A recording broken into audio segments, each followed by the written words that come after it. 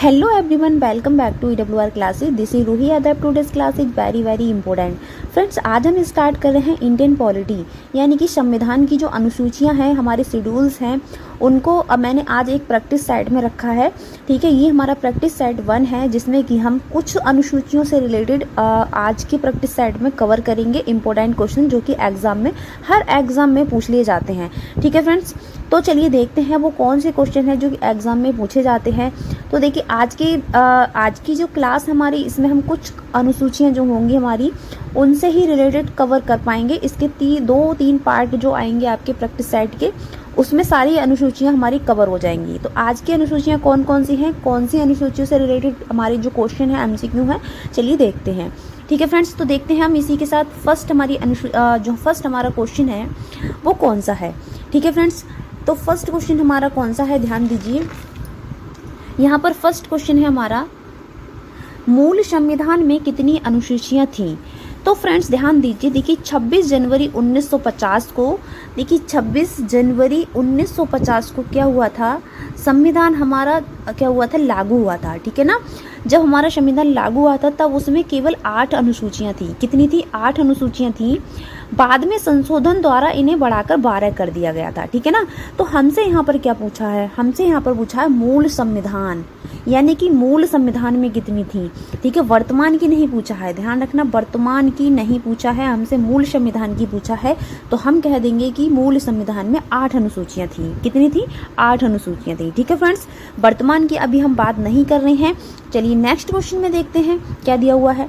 Next question हमारा दिया हुआ है कि वर्तमान में कुल कितनी अनुसूचियां हैं। ठीक है, अब देखिए यहाँ पर आगे वर्तमान की बात, जो वर्तमान संविधान है हमारा, इसमें हमारी कितनी अनुसूचियां हैं। तो हमने अभी देखा था मूल संविधान में कितनी थी, मूल संविधान में थी हमारी कितनी, 8 अनुसूचियां। और वर्तमान में कितनी है, तो वर्तमान में हमारी हो जाएंगी 12 अनुसूचियां। ठीक है ना, 12 अनुसूचियां।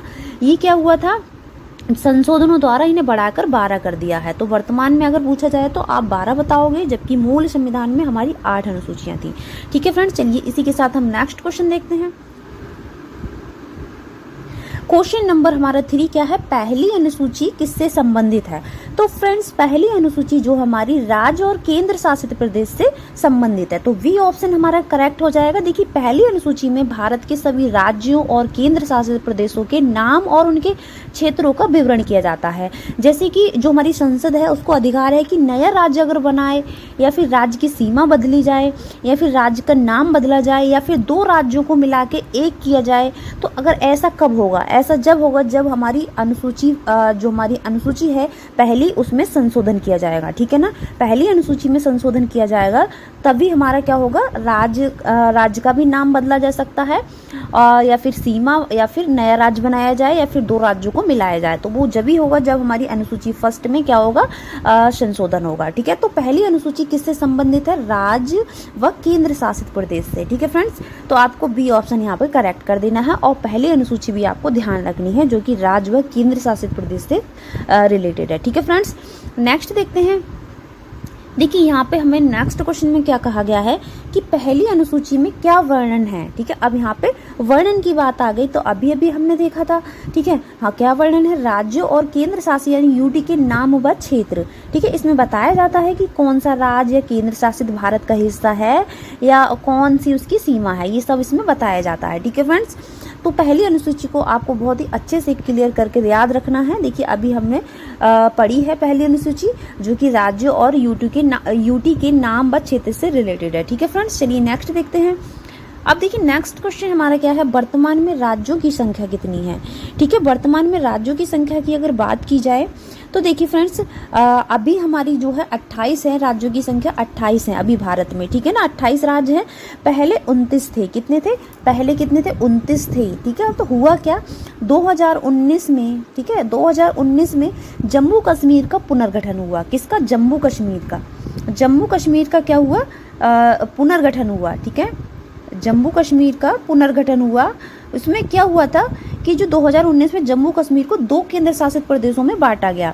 कौन कौन से? जम्मू एंड कश्मीर और लद्दाख, ठीक है ना। जम्मू एंड कश्मीर एंड लद्दाख में क्या किया? जम्मू कश्मीर को 2 केंद्र शासित प्रदेशों में बांटा गया, ठीक है ना। इसीलिए अब हमारे कितने राज्य हैं? 28 राज्य हैं। वर्तमान में हमारे 28 राज्य हैं और पहले हमारे 29 थे, जिसमें कि जम्मू कश्मीर का क्या हो गया? पुनर्गठन हो गया, ठीक है फ्रेंड्स। इतनी बात आपको ध्यान रखनी है। नेक्स्ट क्वेश्चन देखते हैं। क्वेश्चन हमारा नेक्स्ट क्या है? देखिए यहाँ पर है हमारा नेक्स्ट क्वेश्चन। तो इसमें हमें क्या दिया हुआ है? केंद्र शासित प्रदेश कितने हैं? तो केंद्र शासित प्रदेश की अगर बात की जाए तो फ्रेंड्स आपको पता है कि केंद्र शासित प्रदेश 8 होते हैं। कितने होते हैं? 8 होते हैं। अब ये 8 कौन कौन से होते हैं तो वो यहाँ पर देखते हैं, ठीक है ना। हमारे केंद्र शासित प्रदेश, भारत के 8 केंद्र शासित प्रदेश यानी कि यूटी कौन कौन है?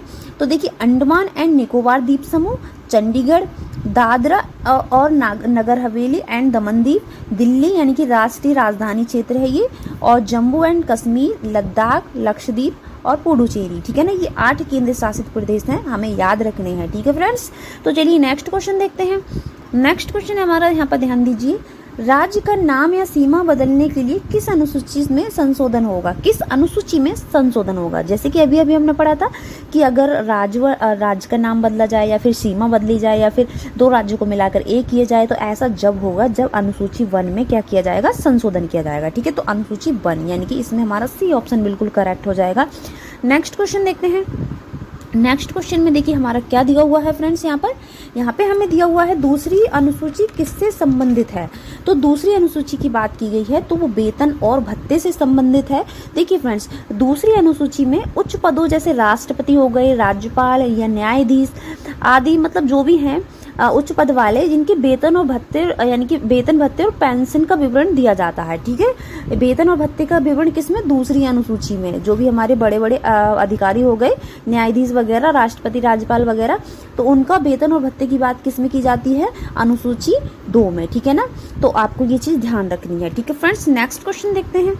नेक्स्ट क्वेश्चन हमारा क्या कहा गया है कि एक सेकंड देखिए, नेक्स्ट क्वेश्चन में हमें दिया हुआ है कि राष्ट्रपति और उपराष्ट्रपति का वेतन किस अनुसूची में है? तो अभी भी हमने पढ़ा है, बिल्कुल दूसरी अनुसूची में है, ठीक है ना। नेक्स्ट क्वेश्चन देखते हैं। नेक्स्ट क्वेश्चन में हमें दिया हुआ है लोकसभा अध्यक्ष का वेतन किस अनुसूची में है?